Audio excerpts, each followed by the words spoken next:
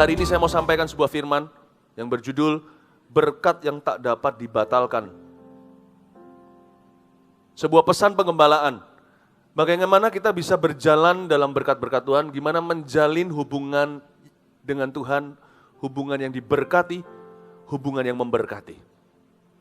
Dan tahukah bahwa berkat Tuhan itu nggak bisa dibatalkan? Amazing atau enggak? Coba lihat, luar biasa nggak perjanjian Tuhan dengan Abraham? Itu orang nggak sempurna loh. Tapi perjanjian Tuhan, coba lihat ke orang Israel hari ini, bagaimana mereka diberkati dalam teknologi, pariwisata. Diberkati dari, coba bayangkan, bukan kebetulan, orang-orang di Israel sekarang nggak tahu kalau saya akan berkhotbah tentang bapak leluhur mereka, yaitu Abraham. Saya barusan sebelum naik ke mimbar sini, waktu di dalam perjalanan, saya dapatkan shalom dari teman-teman di Yerusalem, orang-orang Yahudi, di HP saya. Kayak seolah-olah Tuhan mau memberitahu, look, I am still faithful to thousands of generations. Gara-gara Abraham, aku masih terus setia hingga beribu-ribu generasi orang Yahudi. Kenapa saya bisa percaya sama Tuhan ini? Dia terbukti, umat pilihannya gak ditinggalkan, sekalipun mereka sekarang pun banyak yang belum gak kenal Tuhan, tegar tengkuk. Menganggap Yesus hanyalah anak tukang kayu, bukan Mesias. Tuhan tetap pelihara gara-gara Abraham. Inilah Allah yang bisa saya percaya. Anak-anak keturunan saya bisa percaya. Kalau saya kuepangkan mereka kepada apapun yang bukan Tuhan, nggak tentu hasilnya. Malah hidup mereka bisa dirusak. Allahku nggak pernah melukai keturunanku. Lihat keturunan orang Yahudi, bagaimana mereka dipelihara oleh Tuhan, sekalipun mereka nggak setia, Tuhan tetap setia. Dalam segala hal mereka diberkati, terutama dalam pikiran mereka, maju. Wall Street siapa yang cipta? Orang Yahudi juga. Saya nggak ngefans sama orang Yahudi. Saya ngefans dengan Allahnya orang Yahudi, yang orang Yahudi pun tolak. Allah Israel, Yesus namanya. Kasih tepuk tangan bagi Tuhan. Saya pernah bicara sama orang-orang Yahudi, dan ini membuat mereka marah. Saya bicara dengan beberapa orang Jewish waktu itu, orang-orang Israel. Berapa tahun yang lalu, dengan teman-teman dari Belanda waktu itu. Lalu saya beritahu sama mereka gini, saya orang Indonesia. Ketika nenek moyang Anda itu sudah tua-tua, Abraham, Ishak, Yakub semuanya. Saya juga keturunannya, cuman mungkin tidak Anda akui, karena saya bukan orang Yahudi. Tapi imannya yang saya tangkap dari Bapak Abraham. Saya anak imannya, bukan anak sunat lahiriah. Saya bilang sama orang-orang Yahudi, I am here to make you jealous. Aku ada di sini untuk membuatmu iri. Allah yang menyayangimu, tidak kau sayangi. Dan Allah itu asing bagi kami orang Indonesia, termasuk saya, keturunan Tionghoa. Kami menyembah berhala. Tapi sekarang kami jatuh cinta. Malah kami, makanya itu saya beritahu sama orang-orang Yahudi, biarkan kami mencintai Allahmu untukmu. Lihat saya tersinggung mereka. Kamu kira kamu siapa? Mungkin mereka pikir, bapak leluhur kami yang menulis Alkitab, Taurat segala. Bapak leluhurmu masih menyembah batu. Nenek moyang kami misionaris, nenek kakekmu masih menyembah buatan tangan manusia. Dan itu membuat saya tidak disuka oleh mereka waktu saya bertemu dengan mereka. Saya beritahu, let me love your God for you. Biarkan saya mencintai Tuhanmu untukmu. Yang kau tolak, yang kau anggap tukang kayu. Let me love him for you. Biar saya mencintai dia untuk dirimu. Wah, itu mencampur aduk hati mereka. Perkataan itu membuat ada yang gak bisa tidur, saya di email marah-marah. Kamu menghina kami orang Yahudi. Saya bilang, mana bisa saya hina orang Yahudi? Juru selamatku orang Yahudi. Bapak Ibu, saya mau beritahu, I admire this God. Allah-Allah lain yang mengklaim dirinya sebagai Allah tidak terbukti semuanya. Saya yakin ini satu Tuhan yang mudah dipercaya. Berkatnya atas Abraham. Wow. Nggak perlu lihat Alkitab, bisa aja Alkitab mengklaim bukan. Lihat sejarah Anda tahu Alkitab itu benar. Tuhan itu luar biasa. Apa rahasia berkat Tuhan kok bisa begitu erat, kencang, dan tahan lama, ribuan generasi. Itu sebuah perjanjian saudara. Buatlah perjanjian dengan Tuhan, jangan tinggalkan. Dia adalah Allah berkat. Anda jangan cari berkat di tempat yang salah, pesugihan, cari dari berhala, cari pakai tumbal. Allah ini mau memberkatimu cuma-cuma, bahkan ketika engkau tidak layak pun berkat itu tetap tinggal. Hebat enggak? Allah mana seperti Allahku? Tidak ada, kata sebuah lagu. Tuhan mana seperti Tuhanku? Tidak ada. Kita dikasih cuma-cuma, apalagi sudah dibeli dengan harga yang mahal dengan darah anak domba. Janganlah buat berkat itu kompleks. Berkat itu simple. Kasihilah Tuhan Allahmu dengan segenap hatimu. Dia akan take care hidupmu. Itu aja. Berkat itu gak bisa dibatalkan. Luar biasa. Dan sampai hari ini saya gak berani otak-atik orang Yahudi. Mereka diberkati Allah. Lihat bangsa negara yang melawan mereka, gak lama nasibnya.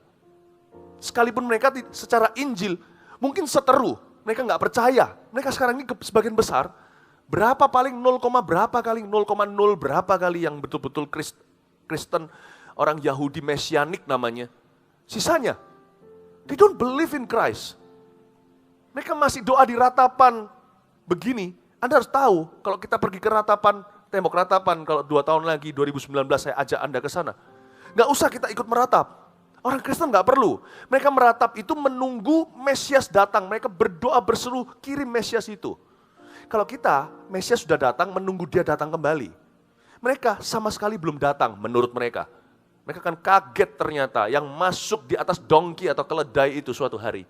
Dengan palem-palem yang dilambai-lambaikan itu bukan anak tukang kayu. Itulah Mesias yang mereka tunggu-tunggu sudah datang. Saya cerita tentang orang Yahudi ini semua kenapa? Ada hubungannya dengan firman yang saya sampaikan. Kalau Anda tidak bisa lihat ini, Anda tidak akan bisa melihat perjanjian baru. Anda tidak bisa SD dulu, Anda tidak bisa SMP, SMA. Kalau Anda nggak tahu fondasi matematika, 1 tambah 1 sama dengan 2, Anda tidak ngerti kalkulus. Kalau Anda tidak tahu perjanjian lama Tuhan itu nggak pernah sampai hari ini dibatalkan loh. Anda tidak akan pernah menghargai perjanjian baru. When you see the Jewish race, you see the Jewish God who's not only the Jewish God, the God of all the earth. Anda melihat Allah semesta alam. Saya waktu lihat ini saya mengerti perjanjian berkat Tuhan dengan Abraham. Saya berkata, Tuhan, aku mau diberkati seperti itu. Kalau Anda pergi ke tembok ratapan, jangan meratap di situ. Doakan agar Tuhan mencelikkan bangsa Yahudi. Melihat bahwa Yesus yang mereka anggap sebagai Rabi itu ternyata adalah Tuhan dan alam atas alam semesta ini. Adalah juru selamat Mesias yang mereka nanti-nanti. Tapi lihat, berkat Allah masih tetap tinggal. Gak ada orang berani otak-atik. Mau tahu kenapa Inggris bisa jadi adik kuasa? Sebelumnya bukan. Karena Inggris membantu mereka menggenapi sebuah profesi, nubuatan. Bahwa umat Tuhan akan dikumpulkan dari mana-mana, orang Israel maksudnya, akan kembali ke tanah air, tanah perjanjian yang Tuhan janjikan kepada Abraham. Dan di tahun 1948 berdirilah mereka. Kenapa Amerika jadi adik kuasa? Karena Amerika sangat ramah mencintai Israel. Hingga Obama tentunya.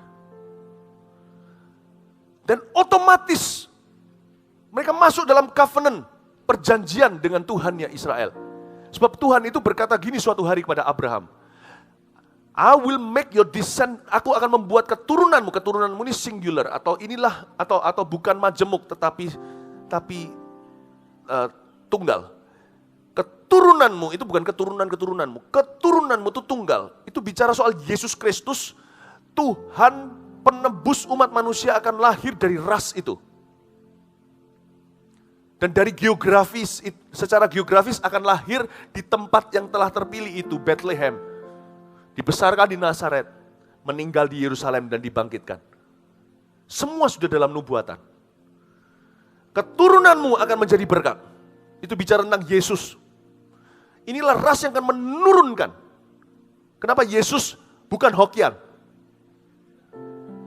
Saya nggak tahu. Allah semesta alam, Allah yang maha kuasa yang memilih secara daulat. Kenapa Yesus bukan keturunan Sunda? Yesus secara daging adalah Yahudi. Tapi dia adalah anak Allah, Allah atas semesta. Bapak, Ibu, Saudara, keturunanmu akan menjadi berkat. Lalu Tuhan berjanji satu hal ekstra sama Abraham. Whoever blesses you, I will bless. Whoever curses you, I will curse. Itu bukan ke Yesusnya. Yesus segala kuasa ada, telah Dia berkata, segala kuasa telah ditaruh di bawah kakiku. Waktu Tuhan Allah di perjanjian lama berkata, siapa memberkatimu aku berkati, siapa mengutukimu aku kutuki. Dia berjanji sama Abraham.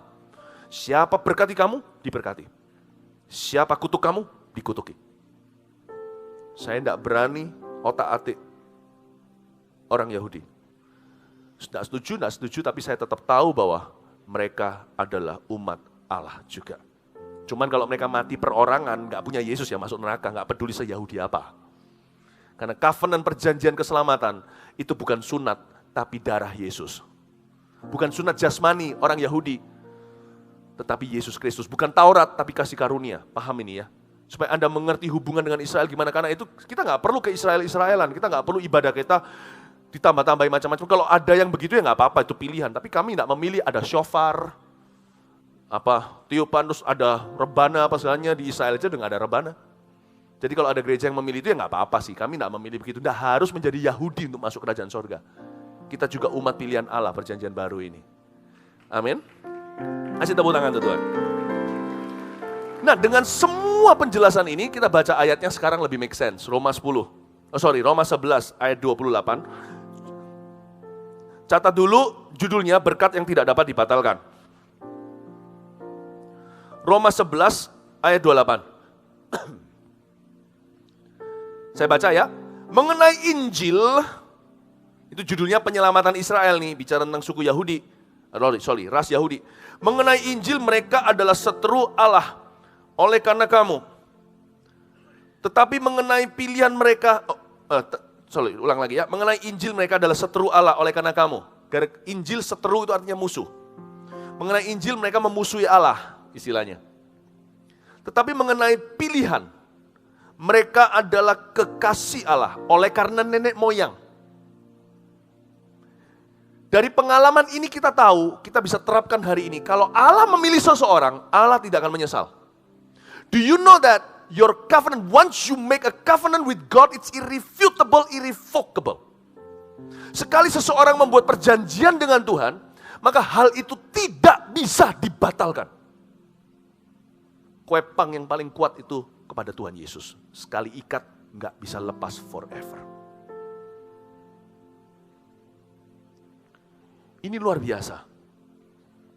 Karena itu jangan pernah kita remehkan ketika berkata, Bapa, ku persembahkan tubuhku. Itu Bapa sungguh-sungguh memiliki tubuhmu. Kalau Anda mengucapkannya dari hati, Anda mempersembahkan. Tuhan tidak main-main dengan persembahan hidup kita. Ketika kita memberikan keuangan kita untuk kerajaan Allah, saya senang bicara seperti ini tanpa kebutuhan. Dalam 1 jam semua kebutuhan FKA tertutup begitu saja. Dan Bapak Ibu Saudara, saya sekarang ajarkan gini, tidak ada embel-embelnya. Ketika Anda memberi persembahan untuk Tuhan dan berkata, Tuhan pakailah keuanganku ya Tuhan, ku serahkan keuangan keluargaku kepadamu. Jangan remehkan hal seperti itu. Allah sungguh-sungguh melihatnya. Bahkan kalau ada orang mengambilnya secara ilegal, orang itu akan jadi seperti Ananias Safira. Anything, apapun juga yang kau persembahkan untuk Tuhan, dijaga oleh sorga. Dari sini kita dapat aplikasinya, karena itu undanglah Yesus dalam keluargamu. Undanglah Yesus dalam usahamu. Libatkan dia. Tidak akan sia-sia. Amin. Dan di sini dikatakan, karena pilihan, mereka adalah kekasih Allah oleh karena nenek moyang. Berarti kalau kita sekarang setia di level kita, papa mama, anak-anak kita itu gak akan lari jauh-jauh. Kalau mereka lari dari Roh Kudus, akan ada ayat yang bunyinya begini. Kemanakah aku dapat pergi menjauhi Roh-Mu Tuhan? Kado yang terbaik yang saya bisa berikan pada anak-anak saya, Vanessa, Jeremy, Warren, adalah hubungan saya dengan Kristus dan komitmen saya kepada Tuhan. Ketika saya mempersembahkan hidup saya untuk Tuhan, maka anak-anak saya bisa berkata, karena pilihan, kami adalah kekasih Allah, oleh karena nenek moyang, karena papa dan mama. Tidak otomatis anak-anak kita masuk kerajaan sorga, tapi mereka gak bisa jauh-jauh, mereka akan dikejar oleh Roh Kudus. Karena itu papa mama yang cinta anak bukan akan turunkan warisan. Warisan yang kita bisa turunkan warisan, bukan warisan harta maksudnya. Warisan utama yang bisa kita turunkan ke anak adalah iman kepada Tuhan. Kasih tepuk tangan untuk Tuhan. Dari sini kita tahu, gak usah kita itu terlalu menyiksa diri. Belajar bersyukur dulu apa yang kita miliki. Lalu kelola dengan baik supaya Tuhan tambahkan dan bertumbuh. Apapun yang kita tanam, siramkan pasti ditumbuhkan oleh Tuhan. Kalau benihnya benar kan gak mungkin jauh dari pohonnya. Kalau kita tanam biji semangka gak mungkin keluarnya pisang. Bapak ibu saudara tidak usah menyiksa diri untuk menjadi cepat kaya. Seolah-olah kejar apa gitu, gak tahu. Ada orang-orang tertentu yang seperti dikejar hantu mau kaya itu. Karena Anda sekarang diingatkan lewat khotbah ini bukan supaya Anda tidak berambisi kerja, tapi supaya Anda balance dalam bekerja atau bisa imbang dalam pikiran. Bahwa warisan terutama yang bisa diturunkan ke anak itu bukan harta. Kalau Anda punya perjanjian, kalau papa mama hidup dalam takut akan Tuhan, itu warisan tak terhingga. Anak-anaknya akan dipilih Tuhan karena nenek moyangnya. Coba bayangkan, kita semua yang sekalipun masih muda, kita semua ini akan jadi nenek atau moyang. Coba lihat kanannya, katakan nenek, kirinya moyang. Dengan hormat nenek dan moyang. So our obedience counts. Ketaatan kita itu berarti. Waktu di Israel lebih berarti lagi.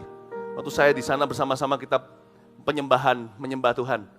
Saya beritahu, saudara-saudara, hampir 1.000 orang ikut saya. Barusan kemarin-kemarin ini.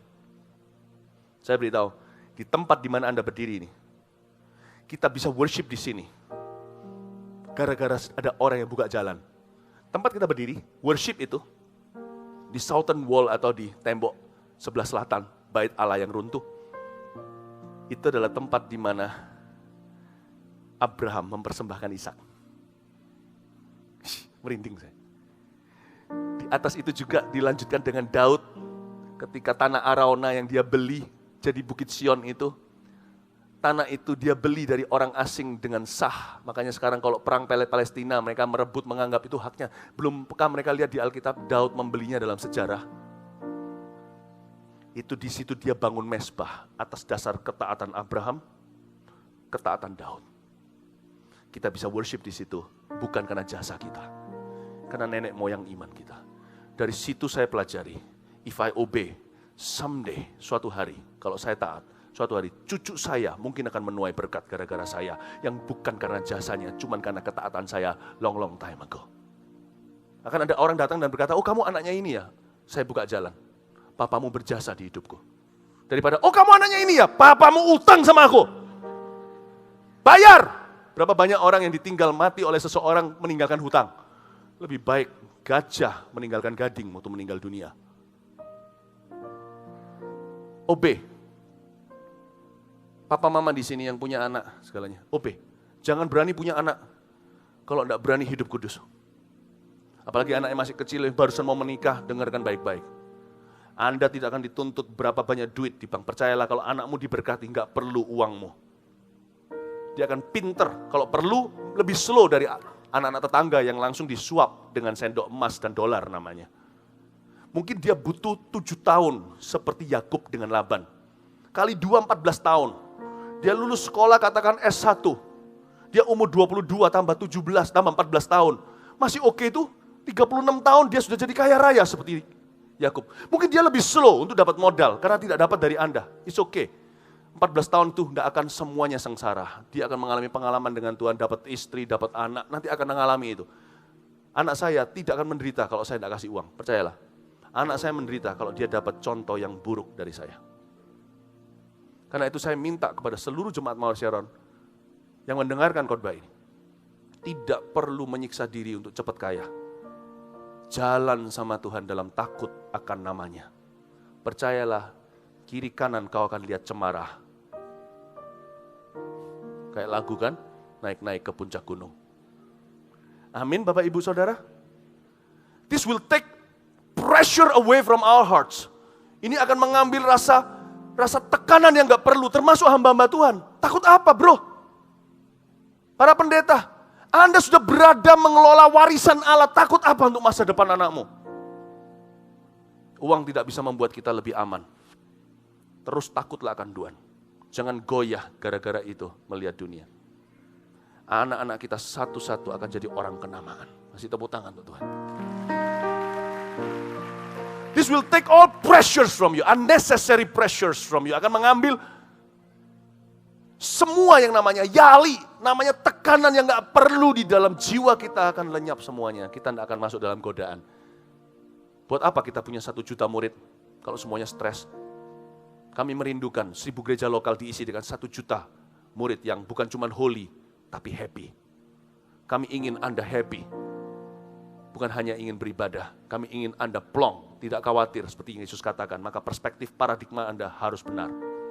Amin? Haleluya. Bukan berarti uang tidak perlu. Uang itu bisa beli waktu. Tapi uang itu bukan segala sesuatu. Dengan sedikit magic touch dari Tuhan, bisa di-bypass waktu itu. Dengan yang dunia katakan keberuntungan atau hoki, kita sebut berkat. Saya harap ini bisa mendorong kita baik pendeta, pengusaha, siapa saja. Kita punya stat yang sama, hai kelinci dan kura-kura. Tak ada bedanya di antara kita. Yang penting garis finishnya, warisannya apa. Benih yang kita tanam itu apa, menentukan hasil akhirnya. Bisa sedikit delay nggak apa-apa. Jangan khawatir, jangan bunuh diri kalau ada suara announcement, pengumuman, pesawat Anda KS 268 dimundur sehingga 11.25 baru terbang. Jangan bunuh diri, delay itu nothing. Kalau Anda gara-gara tidak punya harta duniawi, Anda mengalami harus beli waktu lebih banyak lagi. It's okay. Dengan Tuhan, waktu lamban atau waktu cepat selalu penuh dengan kenangan. Kiri kanan kuliah cemara kalau kita naiknya ke atas gunung. Oke? Dari sini orang kaya tidak berasa lebih aman. Orang yang tidak punya harta juga tidak merasa ketinggalan. Kita sama, we are in the same boat. Takut akan Tuhan. Itu perlombaan, bukan harta kekayaan. Ini value, saya rasa nilai seperti ini nggak ada di dunia. Ini nilai Alkitab. Anda sekarang ini di training, diajarkan gini supaya Anda pulang mentransformasi culture kebudayaan rumah tangga Anda. Ajarkan jangan yang ngawur ya, jangan racuni keturunanmu. Ajarkan yang enggak-enggak. Ajari mereka value kerajaan sorga. Ini akan menjadikan mereka bangsawan. Ya? Wow, Anda belajar sesuatu? Amin? Ayat 29. Sebab Allah tidak menyesali kasih karunia dan panggilannya. Kata Allah tidak menyesali ini bahasa Inggrisnya bagus sekali. Itu repentance. God does not repent.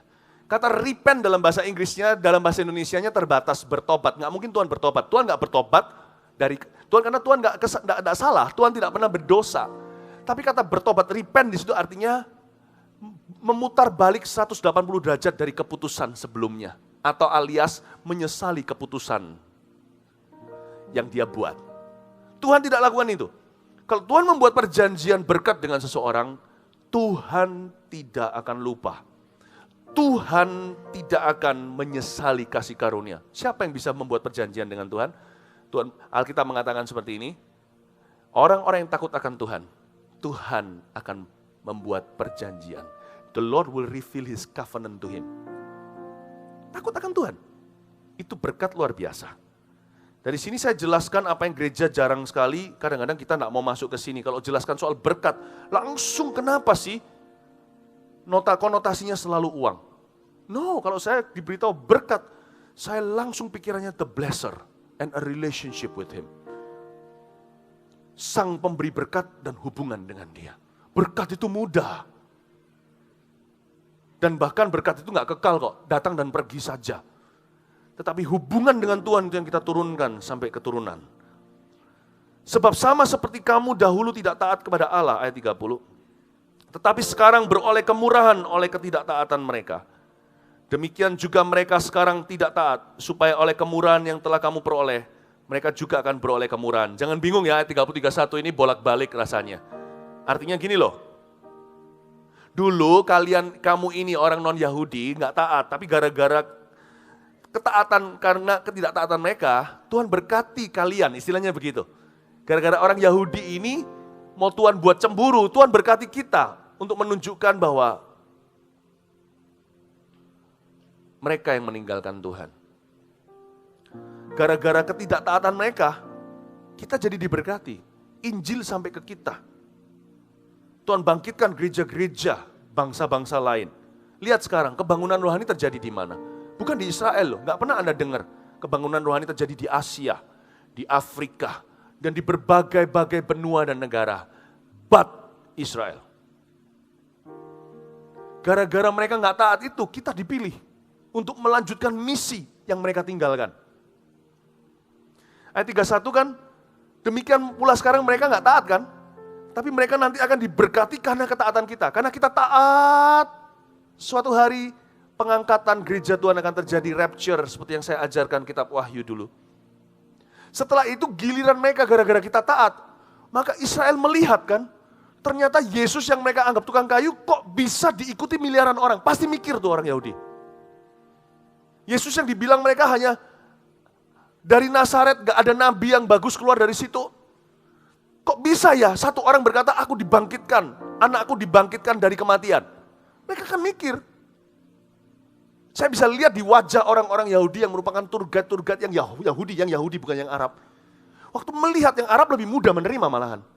Melihat apa yang terjadi di antara kita ketika kesembuhan terjadi waktu kita tur ke sana contohnya. Mereka jadi garu-garu kepala. Ini Yesus kan, Yesus yang sama yang kita bicarakan ya. Kok bisa dampaknya gitu ya di Indonesia? Saya kira dia mati nih. Saya kira kan dia cuma tukang kayu, kan cuma guru, rabi, atau seorang profesor lah, lecturer atau penceramah di sebuah universitas. Kok bisa dia sehidup itu di Indonesia? Mikir tuh garu-garu kepala, memang belum waktunya sekarang untuk mereka bertobat, terima Tuhan. Pasti mikir. Karena ketaatan kita akan mencelikkan mata mereka. Dan pada waktunya tiba, waktu kita selesai, orang-orang non-Yahudi, kebangunan rohaninya harinya kelar, giliran mereka yang kemudian akan menjadi terdahulu. Kita ini sekarang. Karena nenek moyang kita masih menyembah batu. Mereka udah misionaris. Tetapi yang terdahulu akan jadi terkemudian. The last revival will be the Jewish revival. Kebangunan rohani terakhir adalah kebangunan rohani Yahudi.